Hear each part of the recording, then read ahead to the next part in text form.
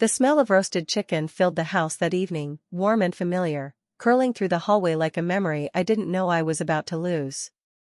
It was the kind of dinner that used to mean safety, the kind where the table felt like an anchor, proof that no matter how messy life became, I still belonged somewhere. I had come straight from work, my feet aching, my hair still pulled into a loose knot. Mom had texted earlier telling me to be home by 7. Family dinner, she said. Nothing unusual about that. If anything, I felt hopeful. We hadn't talked much lately, and part of me foolishly believed this was her way of reconnecting. The table was already set when I walked in. Plates arranged neatly. Glasses filled with water. My stepfather sat scrolling on his phone, barely glancing up.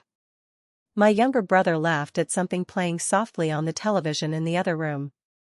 Mom stood by the counter, wiping her hands on a towel, her face unreadable. We sat down. The clink of forks against plates echoed louder than usual. No one spoke. I tried to fill the silence, asking my brother about school, commenting on the food, pretending everything felt normal. Mom nodded occasionally, but her eyes kept drifting away from me, like she was rehearsing something in her head. Halfway through the meal, she set her fork down. "I need to tell you something," she said. Something in her tone made my chest tighten. It wasn't gentle. It wasn't loving. It was sharp and final, like a door closing. I looked up. "Okay?" She didn't look at me at first. Instead, she smoothed the tablecloth, careful and deliberate. "We sold the house." For a moment, the words didn't make sense. I waited for her to laugh, to say she was joking. She didn't. "What?" I said, my voice barely above a whisper. "The house," she repeated. "It's sold. The paperwork is done." My heart started pounding. "When were you going to tell me?" She finally met my eyes, and there was no warmth there. No apology. Just annoyance. "You have a month to find a new place," she said. "You're an adult. You should be able to handle it." The room tilted. "A month?" I laughed weakly. "Mom, this is my home." She pushed her chair back and stood. "Not anymore."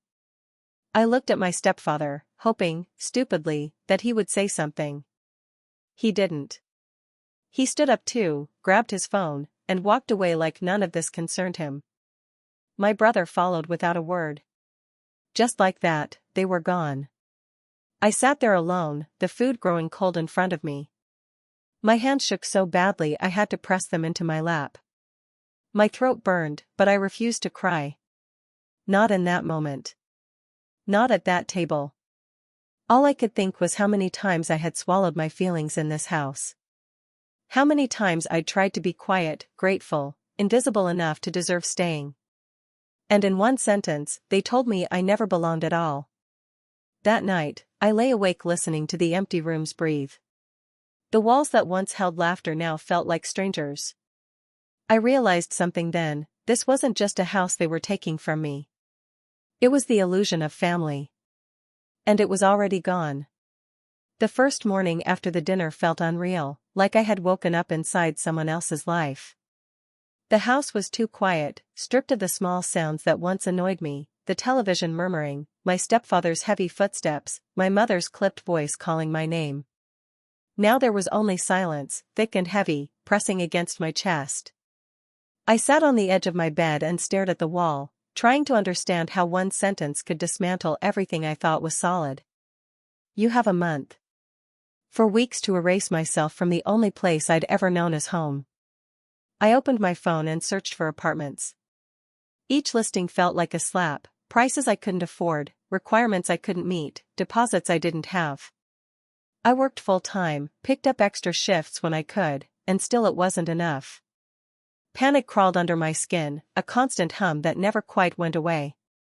Mom didn't speak to me. Not after that night. She passed me in the hallway without looking up, as if I were already gone. When I tried to ask questions, about timelines, about where they were moving, she waved me off. "You'll figure it out," she said. I did at your age. I wanted to scream that she'd had help. That she'd had support. That she'd never been discarded at a dinner table like unwanted leftovers. But I swallowed the words, like I always had. At night, memories surfaced uninvited. Being told I was too sensitive. Too emotional. Too slow.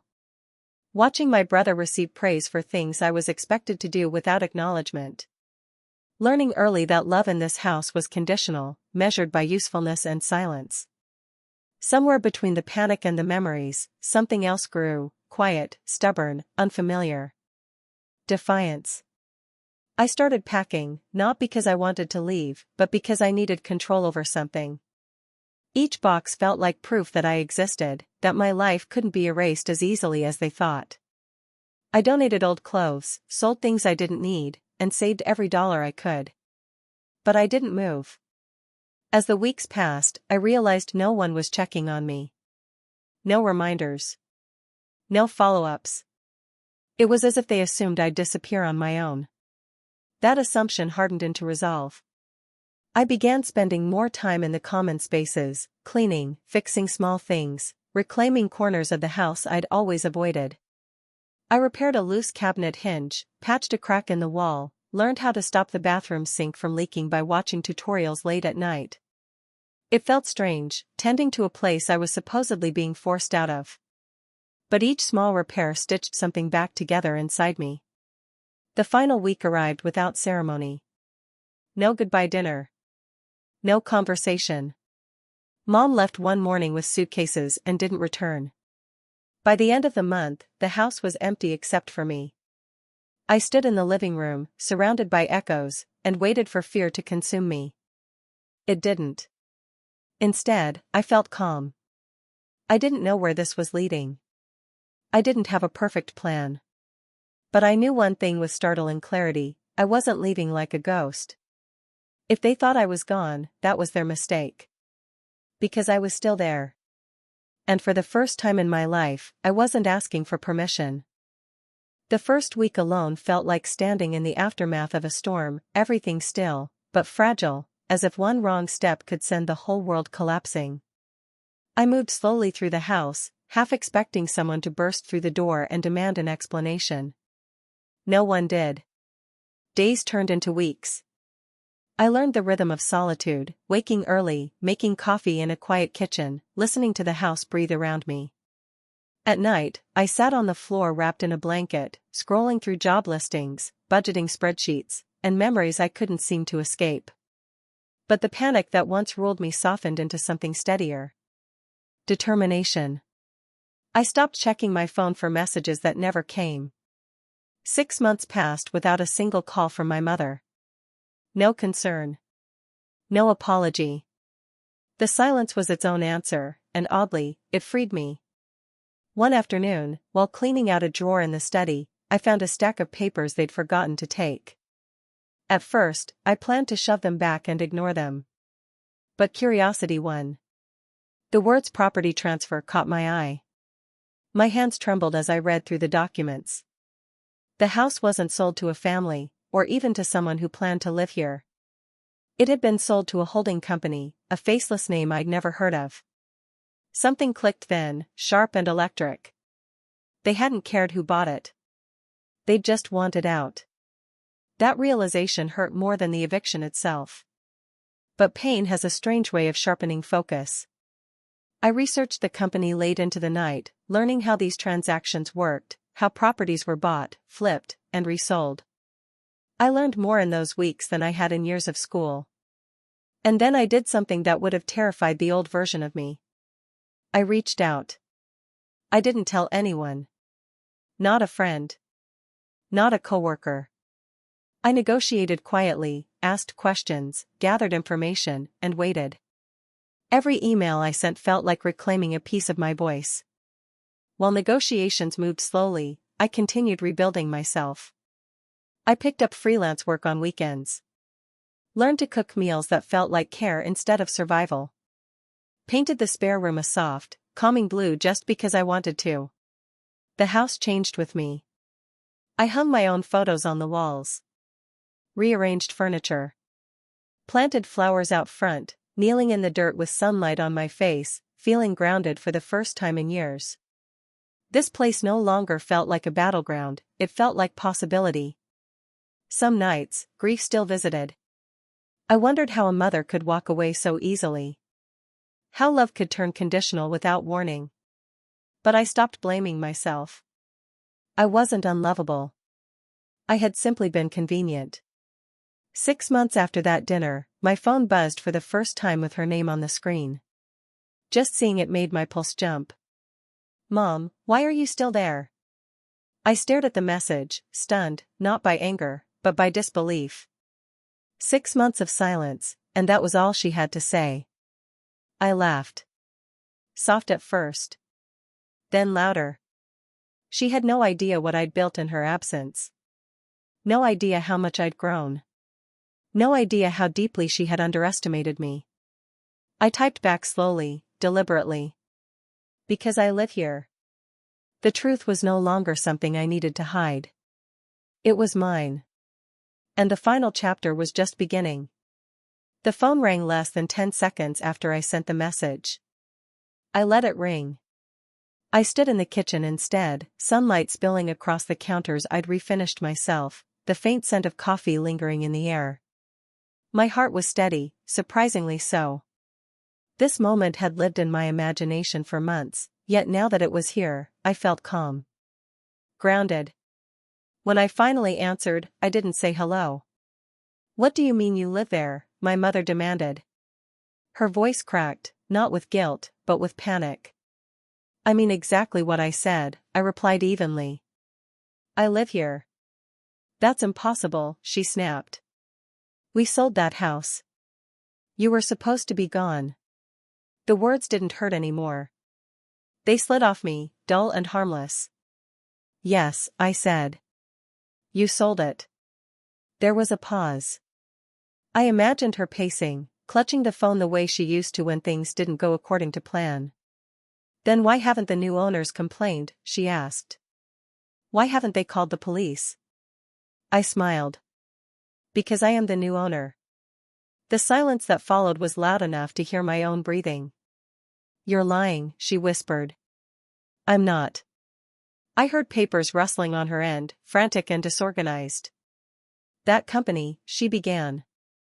"I contacted them," I said gently. "I made an offer. I qualified. I signed the paperwork.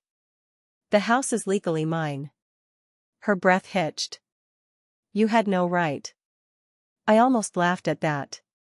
No right, to what? To survive? To claim a future? To own something without asking permission? "You told me to be prepared," I said quietly. "So I was." Anger flared in her voice then. "After everything we did for you." I cut her off. "You gave me a month and your silence. That's what you did." She had no response. I didn't raise my voice. I didn't list every hurt, every dismissal, every night I cried myself to sleep feeling unwanted. I didn't need to. The truth stood on its own. "I hope you're happy," she said at last, bitterness dripping from every word. "I am," I answered. And for the first time, it wasn't something I had to convince myself of. I hung up before she could say anything else. The house felt different after that, lighter, as if the walls themselves had been holding their breath. I walked through each room slowly, my footsteps steady, my reflection unfamiliar in the glass. Stronger. Softer. Mine. I sat on the floor of the living room and let myself cry, not from pain, but release. I mourned the family I never truly had, and then I let them go. Revenge didn't come with fireworks or shouting. It came quietly, wrapped in ownership papers and self-respect. It came in choosing peace over proving a point. They thought throwing me out would erase me. Instead, it anchored me. That night, I locked the front door and turned off the lights. I stood by the window, looking out at the yard where flowers bloomed under my care, and whispered a promise to myself. No one would ever make me feel disposable again. I didn't just keep the house. I kept myself.